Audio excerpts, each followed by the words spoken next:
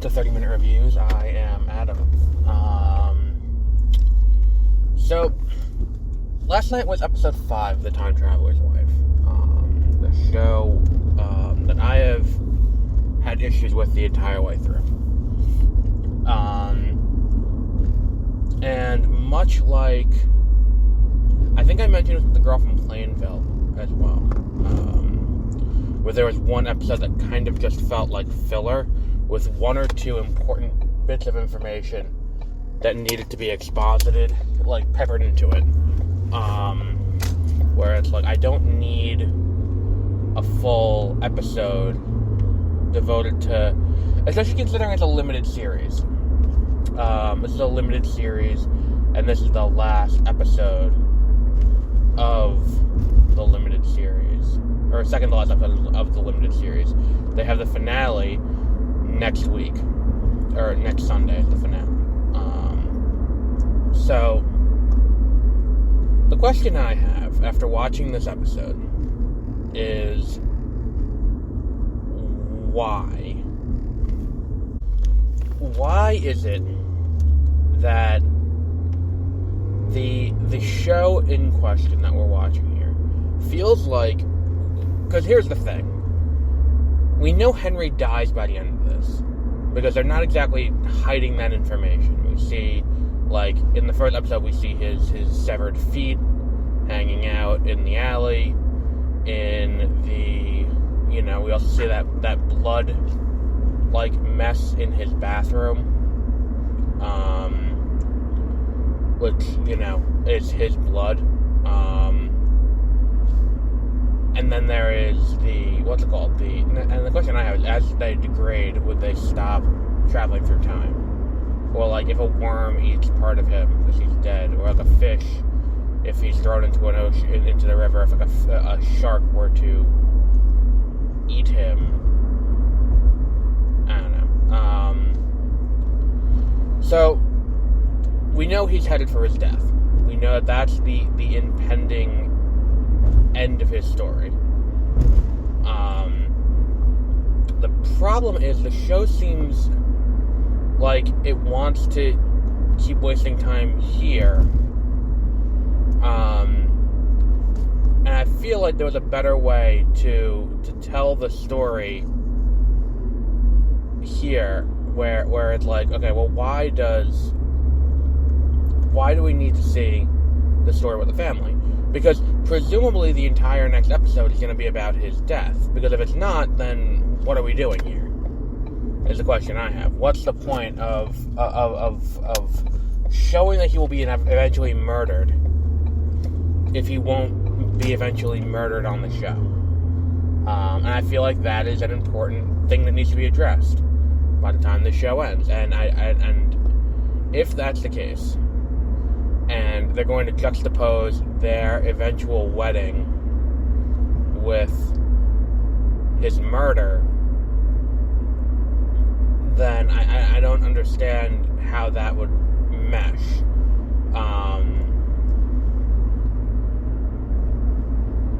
And there's still so many things in this show that just don't quite feel right. Like, I'm still not sold on Claire and Henry's relationship being what it is. And again, maybe that's just me. Maybe that's just me going like, hey, so,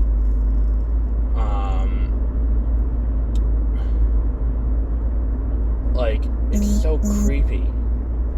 And everyone's just kind of cool with it. I don't know. My problem is that there's a way to tell this story that is less weird.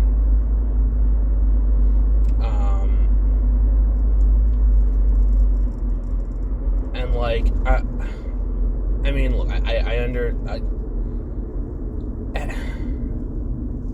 just didn't like this episode at all. And not even for the other reasons, where it's like, oh, this is just very creepy, or this episode just felt like empty calories. Where it's like, it doesn't do anything. It doesn't even have an emotionally resonant moment that is going to make it stand out and make it fit within the rest of the show to make you, like, go like, oh, at least that's cute, or this cute thing happened.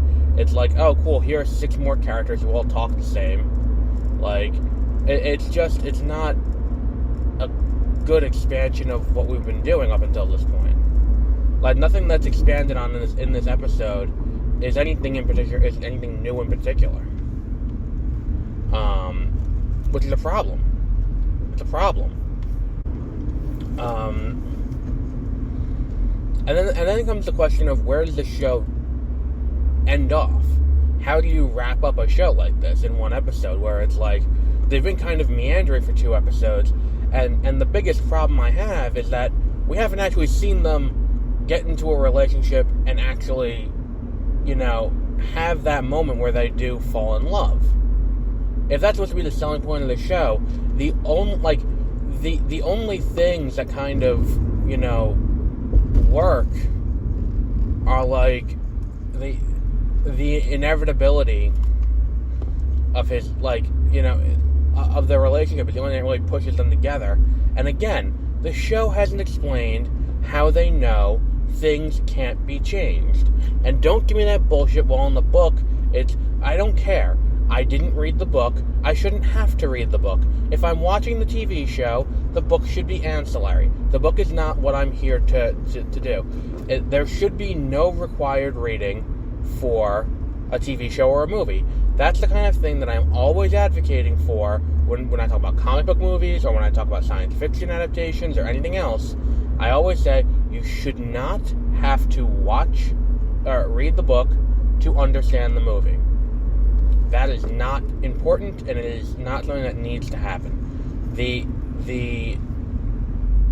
If that is the case, then you're failing in your adaptation. Because adaptation doesn't mean we're going to do a 1-to-1 recreation, or, you liked the book, now come in and watch this, and because you understand the book, you will understand this too. Because then what you're saying is, that's not what adaptation literally means. To change form, to change from one form to another. And if you're not changing from one form to another, things need to be altered. There are very few 1-to-1 adaptations that work. I think Hole's book to movie with Shia LaBeouf is probably one of the few examples where it's okay, that kind of worked. And it was kind of 1-to-1 with very few changes. Even Harry Potter, needed to change. Look at the 3rd act of Deathly Hallows Part 2 and compare it to the 3rd act of the book Deathly Hallows. It is a very different thing, because what works for a summation of a narrative, book does not work for the summation of a movie. They're 2 different things. You can have an exposition-heavy ending of a book, but you cannot have an exposition-heavy ending of a movie.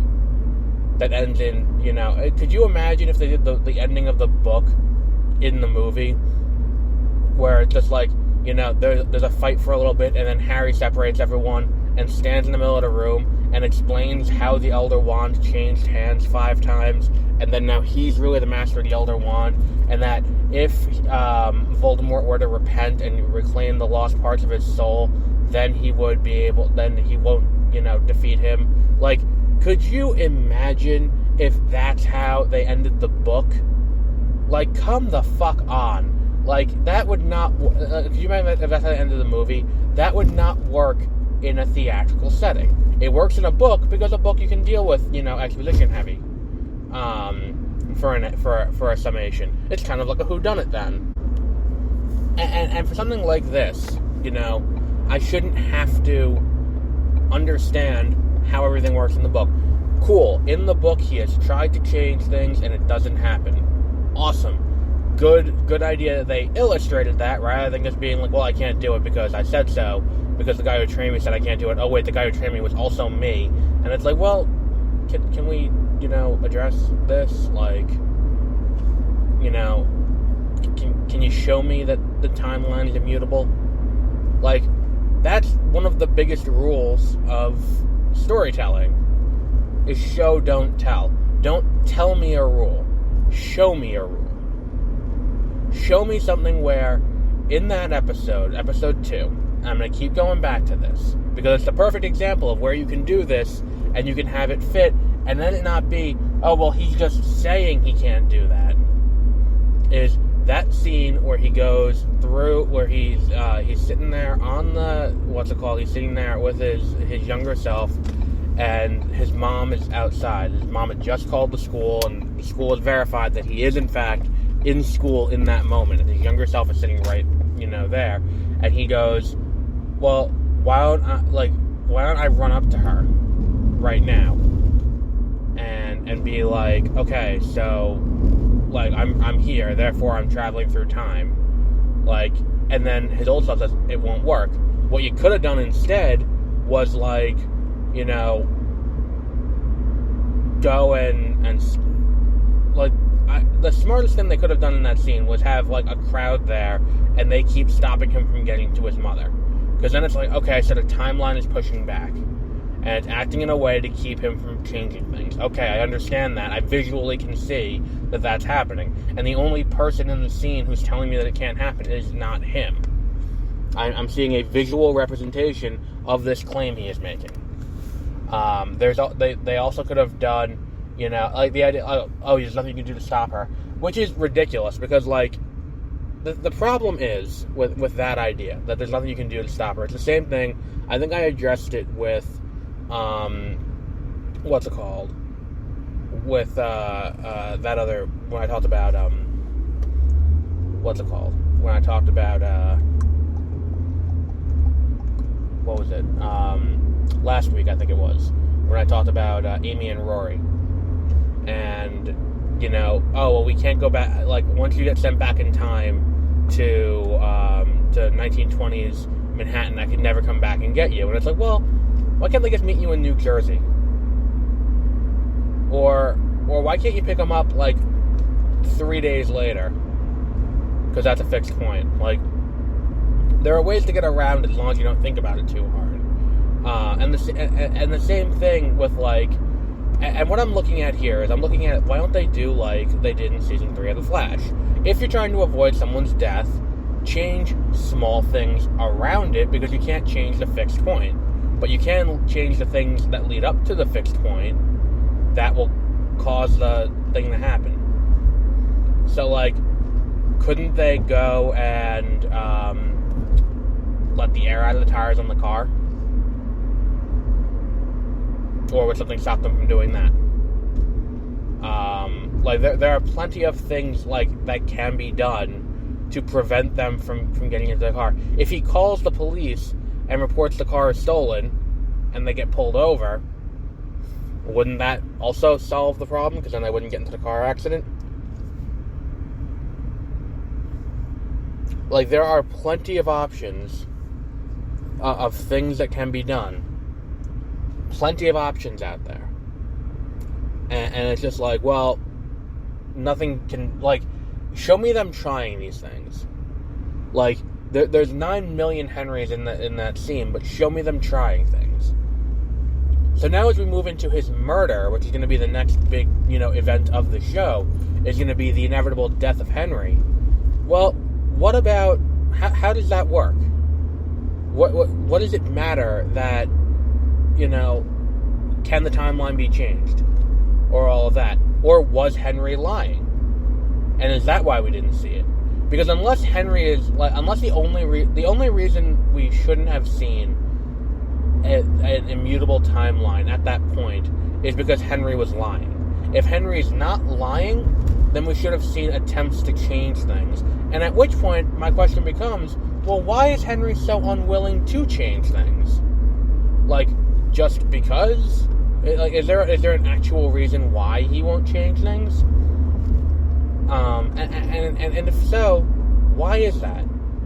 And like, in the last episode, they have that suicidal girl, and it's like, well, we can't change that. Like, well, you could. Like, that girl doesn't need to die just because you're like, well, she dies in the future. Like, okay, well, I guess if she dies in the future by suicide, if you tell her, like, get help or something, like, that would, like, there are options to keep someone from killing themselves, and the show's like, well, suicide's inevitable, so have fun until you get to that point. Like, have fun until it gets so bad that you're going to feel like the only way out is to kill yourself. And it's like, well, that's kind of a shitty thing to tell someone. Like, I don't care I don't care if it is the truth. You lie. Like, it's... I just don't understand it. I really don't. Because it's like things like this. Like, there is no explanation that's good, and all that the way that it works does is it makes both Henry and Claire look like shitty people the entire way through. That's all it does. And to, I don't know. I just feel like there were ways to do what this show was probably setting out to do, and it just like kind of keeps failing every opportunity. Every chance this show gets to do the right thing or show what, you know, what could happen and what could work better, it just goes the other way. And it just doesn't work. I don't know. I feel like they definitely need to address a lot of concerns in this final episode, and I don't think they're going to do it. Nothing about the first few episodes indicates that in the last episode they're going to suddenly be able to do things right. So yeah. So we'll wrap up there for today. We'll be back with more stuff later this week. Irma Vep is coming out. Lightyear is coming out. Irma Vep I'm going to watch at some point. I have next to me in my car Dark Crisis #1. We'll talk about that maybe later today. But until our next episode, have a great rest of your week.